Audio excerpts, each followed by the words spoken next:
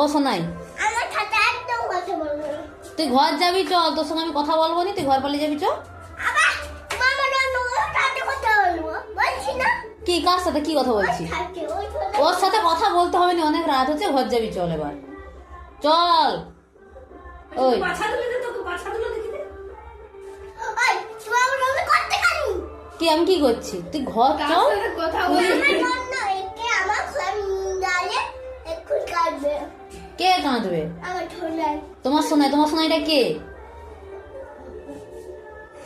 আরে ঘর চল, রাত্রি হচ্ছে।